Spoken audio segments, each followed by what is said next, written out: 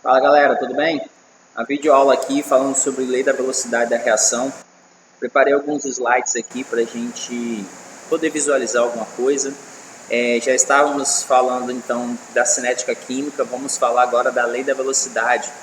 Na verdade, essa lei da velocidade é uma expressão que ela vai definir a velocidade em determinado momento para qualquer tipo de reação química, né?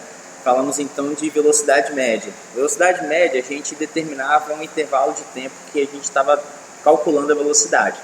A lei da expressão da velocidade, ela se aplica em qualquer momento. Então é uma expressão matemática onde ela pode ser aplicada em qualquer momento para descobrir naquele instante, através da concentração dos participantes, qual é a velocidade de processamento daquela reação. Então fala mais ou menos assim, a lei da velocidade. A concentração dos reagentes é um fator que influencia a rapidez da reação. Então, dependendo da quantidade dos reagentes, a reação vai se encontrar mais rápida ou vai se processar mais devagar, né? Mas essa influência só pode ser determinada experimentalmente. Então, a partir de experimentos, conseguimos determinar uma lei de velocidade, uma expressão matemática que, a partir dali, podemos calcular a velocidade em qualquer instante. Então, a relação entre a concentração dos reagentes e a rapidez de uma reação é dada pela expressão matemática chamada lei de velocidade. Segundo essa lei, a velocidade instantânea de uma reação química em determinada temperatura é proporcional ao produto das concentrações em quantidade de matéria dos reagentes que influenciam diretamente sua rapidez. Que não entendeu nada? Tá aqui, ó. Genericamente, então, temos a expressão matemática que é a seguinte. Aí tá ali, ó. Temos uma equação genérica, Azinho, Azão, reagindo com Bzinho, Bzão, formando Czinho, Czão, mais Dzinho, Dzão. A velocidade depende especificamente só dos reagentes. E aí a expressão da matemática para a lei da velocidade é dada por V, é igual a uma constante chamada de constante cinética, que é uma constante que serve para corrigir ou para ajudar a determinar essa velocidade corretamente.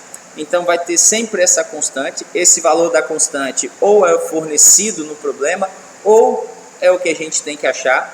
Então velocidade é igual a constante vezes a concentração do reagente A elevado a um expoente x vezes a concentração do reagente B elevado a um expoente y, ou seja, ela é dada pelo produto da concentração dos participantes elevada a um determinado expoente. Esse expoente mais para frente chamaremos de ordem. Então, é o produto da concentração dos reagentes elevado a uma determinada ordem. Tá, mas como que eu determino o expoente x e y? Essa é a chave da questão da expressão da lei da velocidade. É determinar os valores de x e y. Temos três situações. Primeira situação, para reações elementares. Reações elementares são reações que ocorrem em uma única etapa. Juntei reagente e produto, botei para reagir e formou... Juntei os reagentes, botei para reagir e formou os produtos. Ponto final. Ela ocorre de uma vez só, em uma única etapa. Então, são reações que ocorrem em uma única etapa.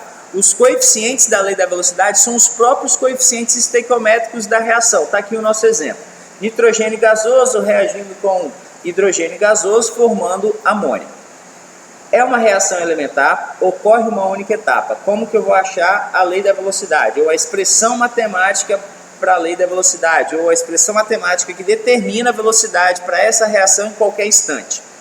Sabemos que a base da expressão é V igual a K, que é a constante cinética, vezes a concentração do primeiro reagente elevado ao seu coeficiente, então X agora assume o valor do coeficiente do N2, vezes a concentração do segundo reagente, que é o gás hidrogênio, elevado ao seu coeficiente, que é o coeficiente 3. Então, X assume o expoente, X assume o coeficiente 1 e Y assume o coeficiente 3. Então, toda reação que for dita como elementar, os expoentes X e Y daquela lei da velocidade são os próprios coeficientes estequiométricos daqueles reagentes participantes. Beleza? Fácil? Tá, e se a reação não for elementar, chamada de reação não elementar? Então, são reações que ocorrem em mais de uma etapa. Dessas etapas, sempre uma será lenta e ela será determinante para a expressão da lei da velocidade. Está aqui. Temos uma reação onde ela ocorre em mais de uma etapa. sendo que essa primeira etapa é dita como etapa lenta, a segunda é etapa rápida. Se a segunda etapa é etapa rápida, independente da sua velocidade, ela vai ser processada, mas a etapa lenta ainda não.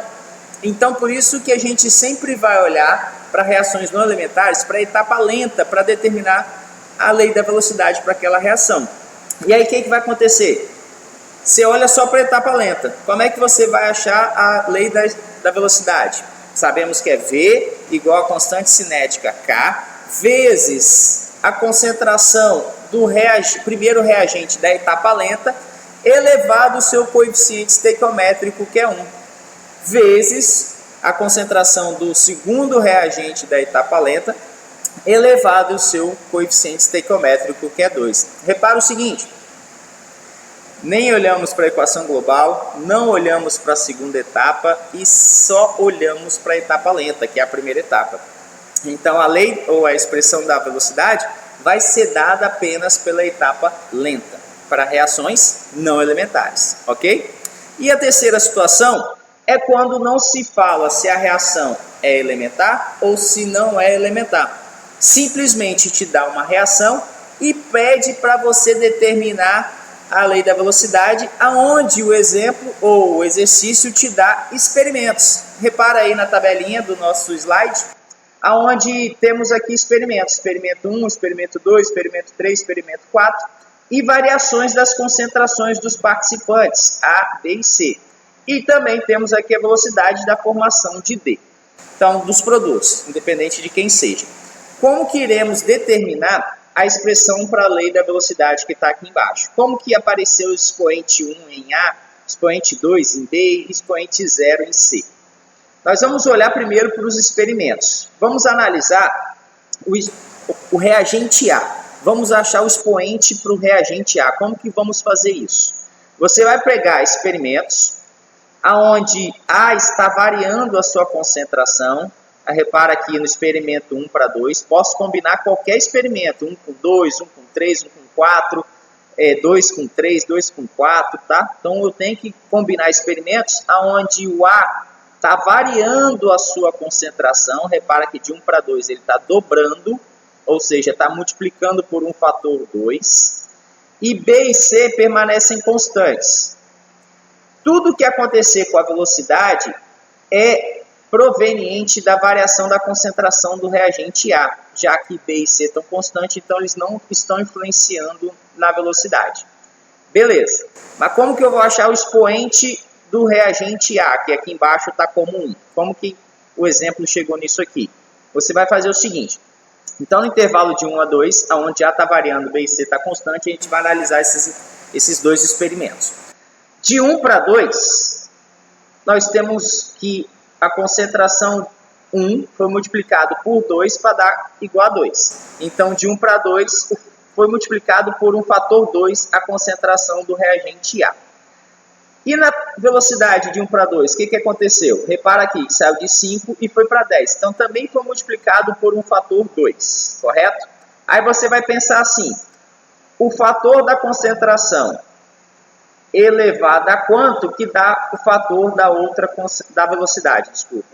Então, o fator da concentração elevado a quanto que dá o fator da velocidade. Ou seja, fator 2 elevado a x tem que ser igual a 2. 2 elevado a 1 é igual a 2. Então, 1, que é o expoente que o fator da concentração é elevado para igualar o fator da velocidade, vai ser aqui o expoente do reagente A.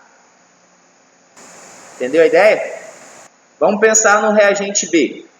Onde que B, quais experimentos que B está variando a sua concentração e A e C estão constantes? Tem que estar constantes, A e C. Se você reparar aqui, ó, do experimento 1 para o experimento 3, B está variando a sua concentração e A e C estão constantes. Então, vamos analisar aqui esses dois experimentos, 1 e 3. De 1 para 2, a concentração de B foi multiplicado pelo fator 2, para dobrar, correto? O que aconteceu com a velocidade? Saiu de 5 e foi para 20. Multiplicou por quanto? Multiplicou pelo fator 4, correto? Então, aqui fator 2, aqui fator 4. Esse fator 2 elevado a quanto que vai dar o fator 4? Então, aqui, ó, você repara nessa linha assim, ó, 2 elevado a 2 tem que ser igual a 4, correto? Então, o expoente 2 é o valor do expoente aqui da concentração de B. Sacou a ideia? Fator 2 na concentração e fator 4 na velocidade. 2 elevado a quanto que vai dar 4? 2 elevado a 2. Então, o expoente da concentração de B na lei da velocidade é igual a 2. Certo? E aí vamos analisar agora para C, para descobrir por que aqui no exemplo o expoente é 0. Repara aqui, aonde que C está variando que A e B estão constantes. Se você pegar o experimento 1 para o 4, C está variando e B e A estão constantes. Então vamos pensar o seguinte, saiu de 1 e foi para 2. Qual é o fator que foi multiplicado? Fator 2. Aqui saiu de 5 e foi para 0. Qual é o fator que foi multiplicado? 1. Então, fator 2 elevado a quanto que dá 1? Todo número elevado a 0 é igual a 1, né? Então, 2 elevado a 0 vai dar o fator 1 que temos aqui na velocidade. Logo, o expoente de C é igual a 0. Quando o cara tem expoente 0, quer dizer que ele não influencia na velocidade da reação. Logo, na lei da velocidade, a gente não precisa de expressar o reagente C, já que ele não influencia na velocidade quando a gente viu que aqui o seu expoente é igual a 0. Então, a lei da velocidade para esse experimento é velocidade é igual a constante cinética K, vezes a concentração de A elevado a 1, que não precisamos de colocar o expoente 1, né? Vezes a concentração de B elevado a 2.